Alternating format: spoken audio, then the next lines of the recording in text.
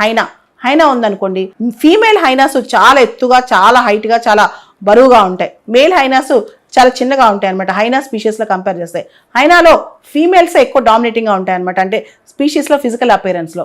మీరు లయన్స్ చూడండి, లయన్స్లో males species, లయన్స్లో మేల్స్కి బాగా గడ్డం మెయిన్ ఉంటుంది అనమాట, ఫీమేల్స్కి అది ఉండదు.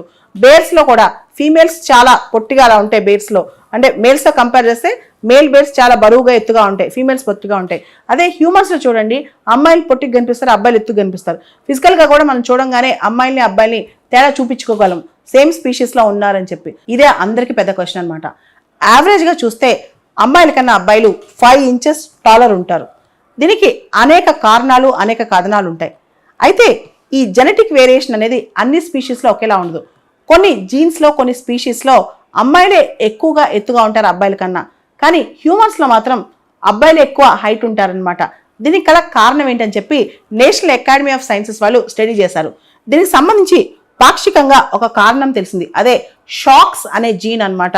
మనందరూ తెలుసు అమ్మాయిల్లో XX క్రోమోజోమ్స్ ఉంటాయి, అబ్బాయిలో XY క్రోమోజోమ్ ఉంటుంది.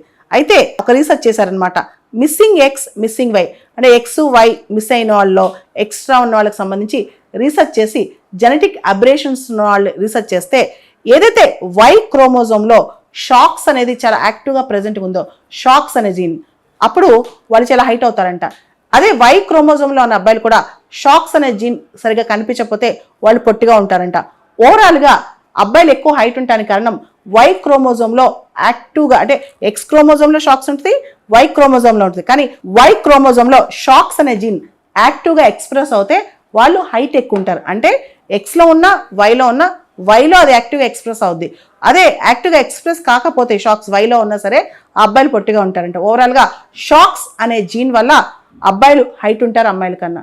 ఇక్కడ మనం సెక్షువల్ డైమోర్ఫిజం అనే కాన్సెప్ట్ తెలుసుకోవాలి.